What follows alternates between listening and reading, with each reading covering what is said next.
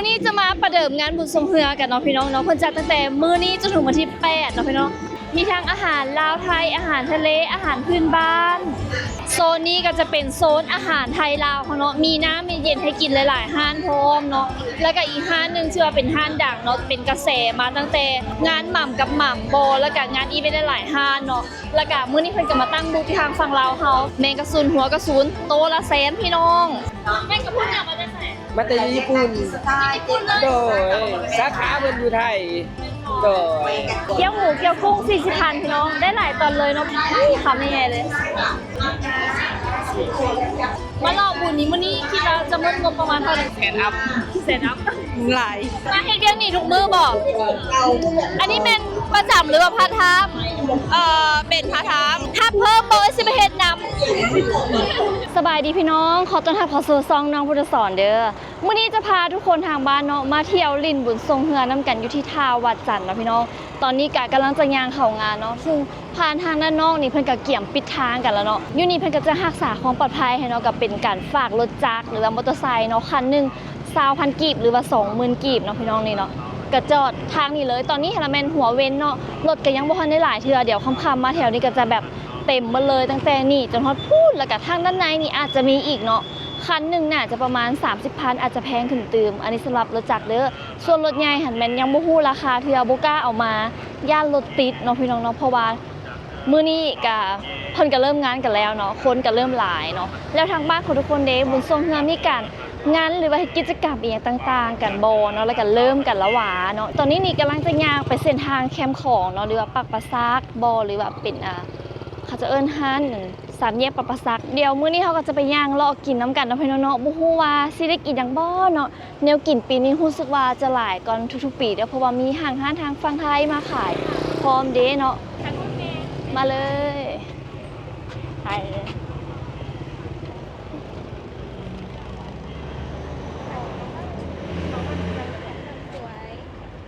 ขอบใจอันนี้ขายอีหยังเนาะนี่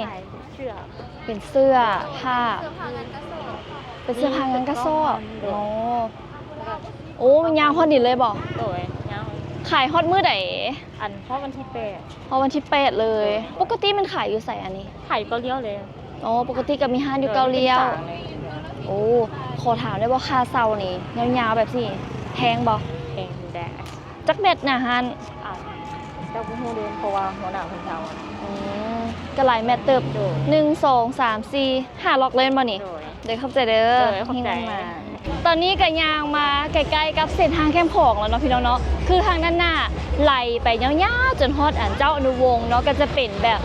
บูธต่างๆเนาะพี่น้องเนาะไผ่ที่แบบอยู่ใกล้อยู่ไกลก็ข้ามมาลินนครหลวงเวียงจันทน์เด้อพี่น้องเด้อแล้วก็มาดื่มเครื่องดื่มลาวเพราะว่าเครื่องดื่มลาวนี่ได้ยินว่าเพิ่นจัดนี่ก็คือแบบหลายบูธกันเลยเนาะแล้วก็จะมีห้างต่างๆเดี๋ยวเฮามารอซิมรอกินน้ำกันเตรียมเงินมาบ่ฮู้สิพอบ่แล้วก็สิพาไปซับปุ่งเป้าก่อนพร้อมเนาะพี่น้องเนาะป่ะตอนนี้ก็ใกล้ฮอดบริเวณแล้วเดี๋ยวเฮาจะย่างเข้าไปประตูโขงทางด้านงานกันเลยเนาะพาข้ามทางแน่ไปสบายดีพากันมางำบ่สู่พวกน้องดอกมากันมาจากคนนี่4คนพากันอยู่แถวใดอ๋ออยู่หอประซักนี่บอกมารอจากมือแล้วหางกันมาอยู่ใกล้จะมาหางกันมามื้อนี้มีเมนูใดหรือว่าห้านใดอย่างย่างเลาะย่างกินบ่มีอยู่บ่ห้านใดแนะนำได้ไหมเดี๋ยวมื้อนี้จะมาประเดิมงานบุญทรงเฮือกันเนาะพี่น้องเนาะเพิ่นจัดตั้งแต่มื้อนี้จนถึงวันที่8เนาะพี่น้องออกพรรษาก็แม่นเป็นพิธีแข่งเฮือกันแล้วว่ามื้อนี้จะพามากินอาหารกันก่อนนำน้องเข้ามาเลยเนาะในนี่เนาะก็จะมีทั้งอาหารฝั่งลาวฝั่งไทยเนาะพี่น้องเนาะปีนี้ถือว่าพิเศษแล้วก็จัดใหญ่แล้วก็มีหลากหลายห้านเนี่ยเฮาได้เลือกกันเลยเนาะไปคนพี่น้อง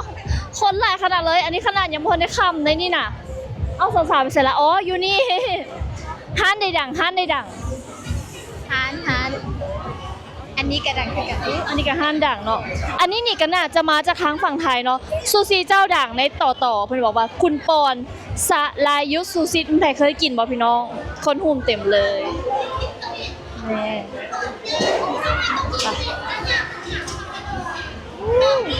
ี่เฮงโมจิห้านดังในต่อห้านไหนโอ้ยูใส่อันนี้อยู่แถวพื้นโอ้ไป น้องหมวยเก่าลาดขนมเปี๊ยะแม่ปูพี่น้องอันนี้เป็นห้างที่มาจากฝั่งไทยทั้งนั้นเลยนี่พี่น้องเลยส่วนอันนี้ก็จะเป็นห้างจากฝั่งลาวเฮาเนาะอยู่ใกล้ๆกันเลยนี่มีทั้งอาหารลาวไทยอาหารทะเลอาหารพื้นบ้านข้าวเกรี๊ยวเฮเดียอันนี้ไม่อย่างอันนี้ไม่อย่าง ตัวน้องให้เบิ่งเมื่อกี้น่ะนี่หยังวะซิมซาซาซี วิไปซิมปะเดี๋ยวเขามาซิมน้ำกันก่อนอันนี้เพิ่นบอกว่าเป็นห้านดังน้องสาวอ่ะตัวเดแซบตัวนี้ป่ะหลายคิวป่ะเจ้ายังเหลือจากคิวจอกเท่าใดแบบนี้เท่าใด70โอ้เอาย่างละจอกเดี๋ยวเขามาเติมน้ำเย็นๆกันก่อนนะพี่น้องเนาะปกติเปิดอยู่ใส่คะ ฝั่งไทยครับเซนทรันครับ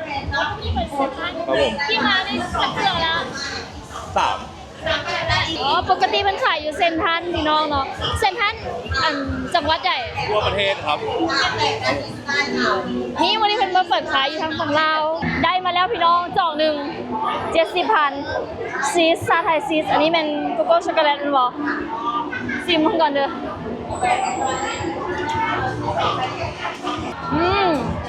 ชื่นใจละมุนมากเติมพลังแก้ฮอนละไปเลาะกันต่อเอาหมูไปใส่แล้ว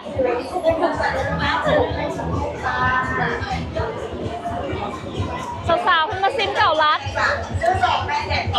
ซิมบ่ ไม่เห็นก็ได้เนาะมาแบบลองเอาแบบซอฟก็ได้นะเอาแบบนี้เจ็ดนาทีสุดท้ายเป็นนาทีสองของเราเจ็ดนาทีสุดท้ายเจ็ดนาที อาหารทะเลกับมีพี่น้อง อันนี้ไม่หนักแมงกะพรุนหัวกระสุนขายจากไหนเจ้า ตัวละแสนโดยยังเอ้ย แมงกะพรุนอยากมาจะใส่ มาแต่ญี่ปุ่น สไตล์เจ็ด โดยสาขาเพิ่นอยู่ไทยโดย กันตัวไทยกันก็ได้เลย แม่ ใส่อยู่ไทย ออกตามบูธตามงาน โดย แมงกะสุนหัวกระสุนโตละแสนพี่น้องขึ้นตัวบักใหญ่เลยหากระเห็น มันสุกแล้วอ่ะ ยังนิดเลย โอ้ต้องได้ลวกก่อนเข้าใจเด้อ เจ็ดนาทีสุดท้ายเลย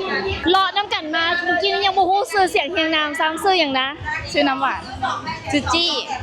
เฮียนอยู่ใส่ ยุคปากประสาท เป็นเพื่อนอันนี้คือกันก่อนพวกน้องเฮียนเนี่ยใส่อ่ะ ออกแบบกราฟิก คือกันปีเลยแล้ว ปีนี้อยู่ปี เป็นคนเวียงจันทร์หรือว่าคนจังหวัดใดไหน 2อยู่แข่งยองจันทร์ แข่งเวียงจันทร์ อยู่รักสาว เวียงจันทร์มีอย่างเดียวในน้ำแน่วังเวียงบอก เดิน วังเวียงเมืองเฟืองรักเท้าเด็ก มีวางน้ำเย็นทำมังกร มาหลอกบุญนี้มื้อนี้คิดว่าจะมุ่งงบประมาณเท่าไหร่ แสนอัพ เสร็จอัพ หลาย มีจักรพรรดิในเป้าหมายเขาว่าอยากไปลองกิน ทุกร้านหลายเติม หลายเติบเนาะพี่น้องเนาะแล้วได้ถามเนี่ยงามๆแบบซี่นี่ ขอสเปคเนี่ยได้บอก คมเข้ม ตีก็ได้ อันนี้ก็ ตีก็ได้คมเข้มก็มัก แล้วน้องเดช สูงบางคนสูง พอแค่สูงพอสเปคบ่ของหลายป่ะเดี๋ยวเราลองคันว่าอยู่หอพักออกมาแบบซี่เพิ่นมีกำหนดบอกมีจักโมงให้เข้า 8 โมง อีกจักปีจบคันว่าปีนี้ปี2 ปีหน้า 3 ปีจบหรือเปล่า โดย จบมานี่คิดว่าเงินเดือนที่เราต้องการนี่ประมาณเท่าไหร่ 5 ล้านบวก5 ล้าน 5 ล้านบวกเนาะจนพอใช้เนาะแล้วเดี๋ยวนี้แม่หาเงินเองบ่หรือว่าแม่ส่งคือเก่า แม่ส่ง เดือนเท่าใด เอาเป็นทีนึง300,000 แม่ส่งให้ ประมาณเท่าไหร่ อาทิตย์นึง500,000 พออยู่บ่3 5 0 0 0 พออยู่ พออยู่บ่บ่ได้หารายได้เพิ่มบ่ บ่ มีแต่เฮาเฮียนเนาะโอเคเนาะมื้อนี้ก็ฮู้จักสาวๆ2 สาวละเดี๋ยวเฮาไปเลาะกันตื่มบริเวณแถวนี้เนาะว่ามีห้านใดอีกเนาะ ค่ะร้อน อากาศร้อนหลายพี่น้องมื้อนี้ค่ะโซนนี้ก็จะเป็นโซนอาหารไทยลาวเขาเนาะมีน้ำมีเย็นให้กินหลายๆห้านพร้อมเนาะแล้วก็อีกห้านหนึงชื่อว่าเป็นห้านดังเนาะเป็นกระแสมาตั้งแต่งานหม่ำกับหม่ำโบแล้วก็งานอีเวนต์หลายๆห้านเนาะแล้วก็มื้อนี้เพิ่นก็มาตั้งบูธที่ทางฝั่งลาวเฮาก็จะเป็นเกี๊ยวทรงเครื่องโคตรเกี๊ยวแบบเกี๊ยวตอนใหญ่ๆเลยเนาะปะเดี๋ยวเฮาไปซิมกันก่อนดีกว่าเนาะว่าในงานที่เพิ่นขายราคาเท่าใดกันเนาะพี่น้องเนาะขายจังไหนอันนี้มื้อนี้มาขายแต่จักโมงมื้อนี้มื้อนี้มาขายแต่จักโมงมาขายแต่10 โมงอ่ะพี่น้องคนเริ่มหลายแล้วเดี๋ยวเรามาซิมเกี๊ยวกันเลยดีกว่าอันนี้เป็น40,000เนาะพี่น้องเนาะทั้งหมูทั้งกุ้งน้องเอาปนกันเพิ่นก็จะมีน้ำซอสมาให้พร้อมเกี๊ยวหมูเกี๊ยวกุ้ง40,000พี่น้องได้หลายตอนเลยเนาะพวกฮู้ว่าจะตอน1 4ประมาณ5-6เดี๋ยวมาเริ่มซิมกันเลยดีกว่าทำยังไงเลย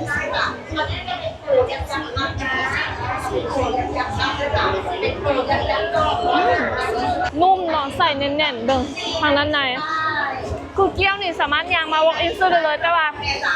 เป็นทอดมันกุ้งตัวนั้นคนจะหลายนะพี่น้องต้องได้ต่อแถวแต่วันนี้ก็คนแบบเต็มตลอดตอนนี้ทางย่างก็คือแบบว่าเต็มมาแล้วเขาน่าจะ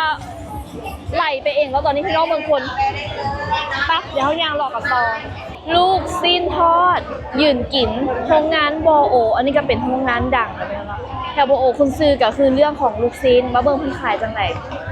โอ้ยเจออีกแล้วสิแหละเวฮาแซ่บผม5 โลแซ่บมันพอดีซื้ออย่างนะซีนแซ่บเท่าไหร่นี่50,000อู้ได้หลายลูกอยู่ด้วยเนาะไปกินน้ำกันหรอบูเบียจะไปบูเบียเหรอไปวันนี้เรากินจากห้านแล้วกินน้ำไผ่นี่2 คนหรือ3 คน3 คนก็ได้3 คนหวยส้นกับไปแล้วแหละตู้นในเด้อไปบูเบียโดยโชคดีวันนี้มาเจอกับเพจจากสายตู้นี่ แม่นเดี๋ยวจะไปตู้อยู่บูธนั้นทางแล้วตอนนี้จะเก็บที่ตัวมีจะมาห้องจังแต่คนนี้จะเป็นไตเฮลซี่หรือว่าไตกระป๋องเ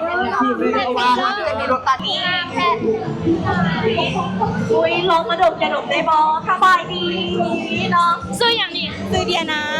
บูธอย่างฟู้ด KFC พามา อยู่ฮอตมื้อไหน อยู่ข้างวันนี้8เลย โสดบ่ อุ้ยบอกได้บอ มื้อนี้โสดบ่ มื้อนี้โสดแต่ว่าเมื่อกันมีแฟนจ้าเจอกันเด้อ โดยน้องกินได้เลยไปแล้วน้องเอาพี่แจกกินฟรีเด้อ อันนี้เป็นอย่าง วิตามินซี พี่เป้าอย่าดมก่อนพี่เป้าอย่าดมก่อนนี่คือ เอาอย่าดมก่อนเอาอย่าดมก่อน ขออย่าดมแน่ขออย่าดมแน่ ทั้งซิมแล้วก็ทั้งได้อย่าดม โด นะ ยเนาะลองเอาเทลท่านในเด้อเนาะเทลท่านในได้แหวน แซ่บหวานดีอันนี้ทีมใส ภัยที่บ้านย่างเลยเท้าที่ไทย ขอบใจเด้ออันนี้เป็นอย่างนี้เลยโอ้ย ยังแต่ก็ได้เนาะโดย ตอนนี้จะเป็นยาดมวางผมยาดมวางผมอุ้ยไส้อยู่ นี่มาเป็นหอม หอมตัวนี้ก็จะแอนตัวนี้จะมีกลิ่นหัวสิงไข่กับกลิ่นยาเขียวเนาะตัวนี้จะเป็นยานวลอันนี้เป็นแจกทุกมื้อเลยบอกโตแจกทุกมื้อเลย แปะน้ำกันเลยเด้อ แจก กับพุทธ KFC แจกมื้อละจาก100มาโลเดียวเขาแจกให้เรื่อยๆเลยเดี๋ยวจะให้ไว้น้องส่งเด้อ นะทุกคนเห็นตอนนี้เขามีน้องมัสคอตเนาะน้องมัสคอตโรโยดี อันนี้เป็นอย่าง อันนี้จะเป็นยาดมตัวนี้มันจะต่างจากยาดมตัวอื่นก็คือมันสามารถฆ่าเชื้อแบคทีเรียในดักได้ แบบนี้สามารถทายกันได้เลยเนาะทายของทายมันขอดแล้วเนาะอย่าลืมไปฟรีๆกันได้เลยกับโรโยดีเนาะวิตามินซีนั่นเองเราอยู่ทางวัดใจแจกฟรีๆเชิญเข้าใจเด้อวันนี้ใส่เลยเนาะมาตอนนี้นะคะคนก็ยากมาถ่ายรูปของมันเกิดกันแล้วแล้วก็จ้าค่ะไปอยู่จุดไหนของยูแดงต่อคิวเด้อเบิ้งก๊อกแน่ก็เป็นเม็ดกับโบราณนะกงนักจัดอย่างนี้เราเปิดจัด เนาะแล้วเปิดใจไส้เป็นทางอาร์เจ็ดกับพวกเราได้เลยเนาะสามารถมาเลือกซื้อเลือกไส้กันได้เลยนะตอนนี้อาร์เจ็ดกับพวกเรากับจัดเลือกเป็นไม้แมลงสาบ โอ้โห พี่น้องเซลขนาดเลย มาเลือกซื้อ สบายดี สวัสดีสองน้องสบายดีเนาะฝากเด้อฝากสินค้าพวกเราเลยเด้อนะสำหรับใครที่ว่าอยากจะได้ MC เต็มแต่ละบูธเลยพี่น้อง ตามราคาที่เขาบอกเลย ให้เลาะมื้อนี้เขาสิบ่ควายเพราะว่ามีหลายซอยแล้วก็หลายห่างห้านแหงอันนี้ยางมาบ่ฮอดเคิงเนาะตั้งแต่ปากพูดแล้วกันน่าจะสุดคงบอกมาโหสดผู้ใดพี่น้องเนาะผู้ใดแบบได้มารอกันแล้วหรือยังเนาะบุญประเภทนี้สมเพื่ออยู่ทางฝั่งลาวเนาะก็จะงันกันตั้งแต่มื้อนี้จนฮอดมื้อแข่งกันเลยเนาะแล้วก็จะมีห่างห้านดังๆหลายๆห้านมาออกบูธอาหารแซ่บๆหลายๆห้านฝั่งลาวฝั่งไทยมาออกบูธเนาะแล้วก็จะเห็นสาวๆ MC เนาะพี่น้องเนาะแต่ละบูธกันแล้วก็แต่ละห่างบูธนี่นะปุ้ยไผ่ย้อมไผ่แล้วเนาะเปิดเพลงแล้วก็เป็นโคซกเนาะโปรโมทสินค้าให้เฮานั้นได้ลองซื้อลองไส้เนาะบ่ว่าจะเป็นของกินของไส้หรือว่าครบเลยแล้วก็ช่วงเทศกาลแบบซี่เนาะพี่น้องราคาดีก็จะได้ราคาดีเน่แล้วก็ได้ทดลองนำเนาะพี่น้องเนาะก็ถือว่าเป็นงานอันหนึ่งที่คนหลายขนาดเนาะพอเราเห็นแล้วก็แบบอยากยอมนะพี่น้องเพราะว่าคนหลายแย่กันเนาะโคนตอนนี้ย่างหลายก็เริ่มบ่ไหวแล้วมื้อนี้อากาศก็เอาในเนาะพี่น้องทางบ้านของทุกคนมื้อนี้ฝนตกบ่เนาะมื้อนี้ก็พามารอกินแล้วก็ย่างรอบุญประเพณีอยู่ที่ท่าพระจันทร์เนาะพี่น้องเนาะส่วนมื้อสวงก็จะจัดขึ้นวันที่8เนาะหลังจากออกพรรษาเนาะออกพรรษาประมาณวันที่7ส่งเพื่อนน่าจะเป็นวันที่8เนาะพี่น้องเนาะแล้วทางบ้านของทุกคนเด้ส่งเพื่อนกันหรือยังเนาะถ้าถามว่าส่งแล้วส่งมื้อใดบ่เนาะหรือว่ายังบ่ได้ส่งมื้อใดกะคอมเมนต์บอกน้องหน่อยเด้อมื้อนี้นี่กะพายังรอได้ประมาณ1เดี๋ยวตุ้ยหนีไว้มื้อหน้าสิพายังรอตื่มเนาะคันถามว่าพาอยู่ใกล้ๆอำเภอศรีเชียงใหม่นี่กะขี่รถมาก็ได้ขับเรือมาก็ได้เนาะพี่น้องเนาะมาเที่ยวมาลิ่นอยู่ที่ฝั่งลาวอยู่ที่นครหลวงเวียงจันทน์เด้อมื้อนี้นี่ก็สิได้พายังรอตื่มน้อยหนึงแล้วก็สิได้ขอโตวออกเมืองก่อนเนาะพี่น้องเนาะเป็นจังได๋ก็ขอฝากติดตามเด้อคันใครอยากให้น้องถ้าว่ารออีกอะคอมเมนต์มาเด้อยังเหลือซาปูเป้ายังบ่ได้ซาดเนาะแล้วก็ยังบ่ได้ซอบซื้อหลายบูธเลยเนาะเดี๋ยวมื้อหน้ามาเว้นตัวนี้เนาะเพราะว่าเริ่มค่ำมาทุกคนสังเกตบ่คนนี่ก็จะเริ่มหลายแล้วเนาะบ่เฮายางตอนแต่ละบูธคนแน่นทั้งนั้นเลยหนุ่มสาวพากันมาเลาะแบบซี่กะอย่าลืมไปเอายาดมเด้อบูธนะเด้อพี่น้องเพิ่นแจกยาดมคือว่าเพิ่นมีบ่จำกัดเลยเนาะไปเดี๋ยวเฮาก็สิยังรอตื่นหน่อยนึงแล้วก็สิได้ออกเมืองเดี๋ยวไปนำน้องมาเลยพี่น้องสวัสดีซิมได้บ่เจ้าตัวเล็กแซ่บขอบใจตัวนี้ ได้นะครับนอกจากว่าเขาให้ดีทั้งเองเอาไ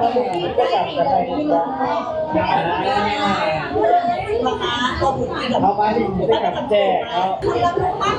อันนี้ไม่อยากอันนี้ไม่อยากนะ หมายความว่าที่ว่าต้องเปิด มีโปรโมชั่นอย่างในมือนี้ โปรโมชั่นแมน3ซื้อ3แถม1ซื้ออย่างก็ได้เลยได้ดีแถม1อันแล้วก็ซื้อสินค้าครบ75ลักกี้เป็นแถมอันนี้ตู้เย็นเลยเสร็จแล้วเอาอย่างนี้นะคือนุ่นกับหนู มาเฮ็ดเรื่องนี้ทุกมือบอก อันนี้เป็นประจำหรือว่าพาร์ทไทม์ เป็นพาร์ทไทม์ ถ้าเพิ่มโบสิไปเฮ็ดน ทำได้อยู่ ำมาทุกมือเลยป่ะ อยู่แต่วันที่3ค่ะวันที่8เลยเด้อ จะโมงค่ะทุกโมง ประมาณ2โมงค่ะ10โมงเลย ถามได้โบได้มือเท่าใด ในมื้อละ400,000เท่ากันเลย นี่ทับไปยาวๆเลย ปีหน้าขั้นมานี่ส่วนเด้อ เดี๋ยวส่วน เฮียนอยู่อ่ะหรือว่าจบแล้ว กำลังขึ้นปี1โดยอยู่ปวสอยู่กฎหมาย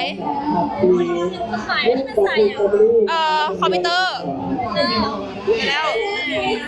สาวปีหนึ่งโดนเฮียนมาบอกหรือจังใด ยังบ่เข้าเฮียนเถื่อใกล้สิเปิดเทอมแล้ว โอ้ยมาอุดหนุนน้องๆเลยเด้อเนาะนี่ขอบใจเด้อสาวๆเด้อ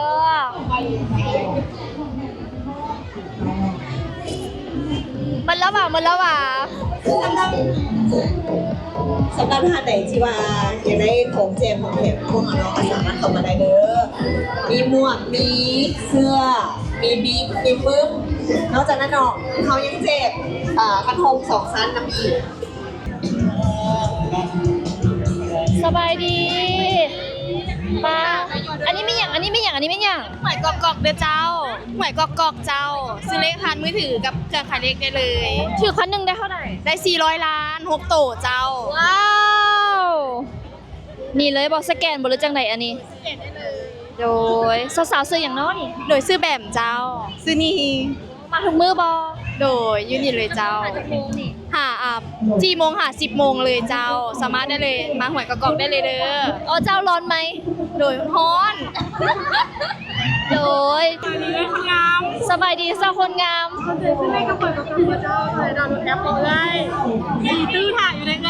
แมนบอที่จริงแอปกอกก็มีละใด ซิเมียนเบอร์7กับเบอร์9มันน่าสนใจ เนี่ย เฮ้นี่นายอยู่ทางล่างเข้าน่ะเป็นแฟนกันเจ้าลูกแม่เป็นยาเจ้าคุณน้องใจไข่แบบนั้นไอ้ ตัวแท้งามแท้ เอาเข้าใจเด้อ ขอเบังแอวก่อนได้บอ แมนแบบนี้เลยไอ้ มาเลยสบายดีซื้ออย่างกันจ๊ะ แพตตี้กับดาว ฮะ น้องซื้อแพตตี้ อันนี้เดี๋ยว ซื้อดาว มากันจะคนมือนี่ มา2 คน ได้อย่างกินแน่ บ่ได้อย่างเลยได้แต่ปุ่มเป้า อันนี้เดี๋ยว ก็ได้แต่ปุ่มเป้าคือกันกับมักม่วงกับหอยดอง อ๋อมาทำไทยคู่กัน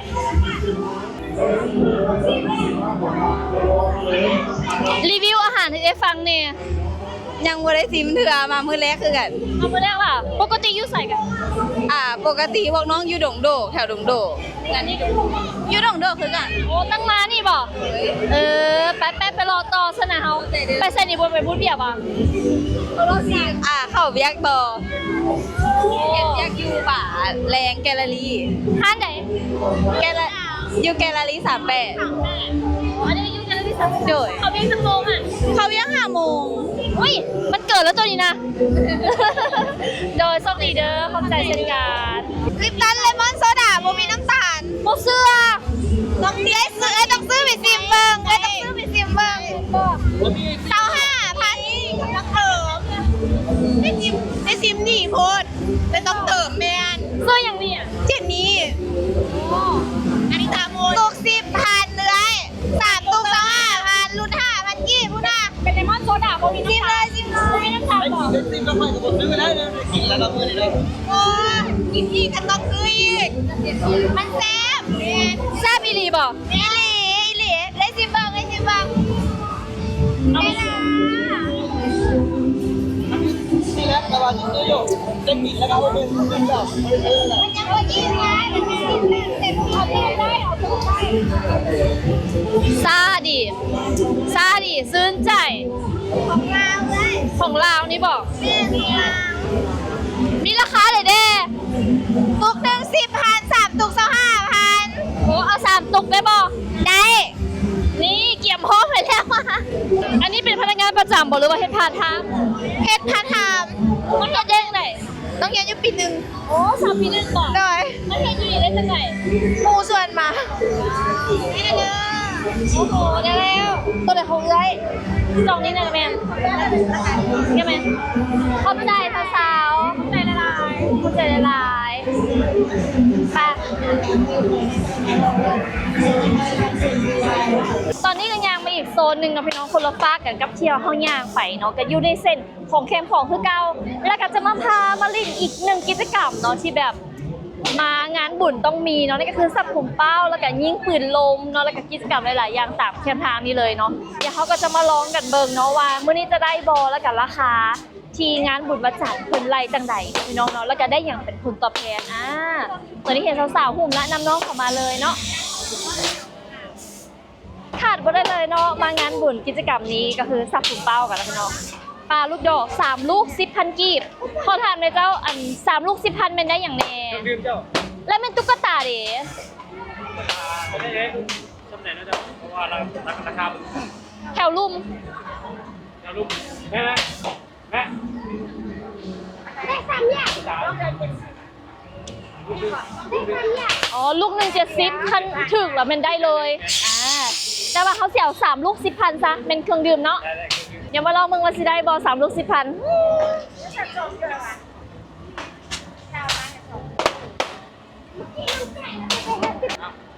บ่ได้ทราบถึงลูกเดียว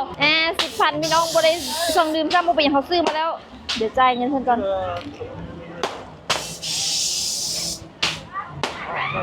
อุ้ยโหดเกิน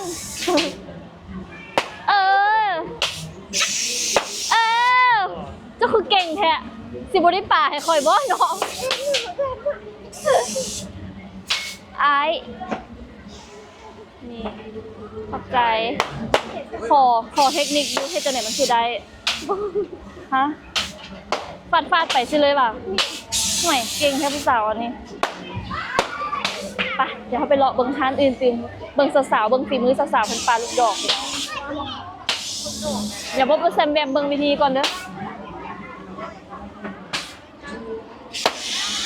ขอโทษเจ้า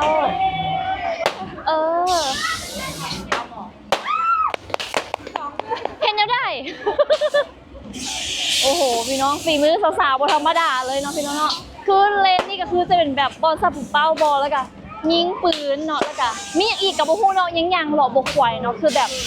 สุดทางยางยาวเลยถือว่าเป็นงานใหญ่แล้วก็คือคลื่นแหงเนาะบุญออกพรรษาบุญทรงเหือปีนี้อยู่ที่ท่าวัดจันทร์เนาะพี่น้องเนาะมื้อนี้ก็พามายางรอกันเนาะแต่ว่าหนทางเนาะเพิ่นก็ยังบ่ปิดดีปานใดเวลาเฮายางรอทุกคนอาจจะเห็นแบบรถสวนทางกันเนาะทุกคนอาจจะเห็นเนาะว่ารถสวนทางอยู่คิดว่าน่าจะมต่อใกล้ๆไปอาจจะปิดบ่ให้รถเที่ยวเลยก็เซิร์ชมาเที่ยวได้พี่น้องเด้อนครหลวงเวียงจันทน์เนาะมื้อนี้ก็พามารอเป็นมื้อแรกของน้องเนาะเป็นจังไดกันทุกคนเนาะใครที่แบบมาแล้วหรือว่ายังไม่ได้มายังไม่เคยมาก็มาเที่ยวได้เด้อมื้อนี้น้องเองสิได้ขอตัวไปก่อนแล้วเด้อพี่น้องขอขอบคุณทุกคนหลายๆที่เข้ามาติดตามรับชมแล้วก็คอมเมนต์นะพี่น้องเนาะเดี๋ยวสิเข้าไปอ่านทุกคอมเมนต์เด้อแล้วพบกันใหม่เด้อบ๊ายบายสบายดี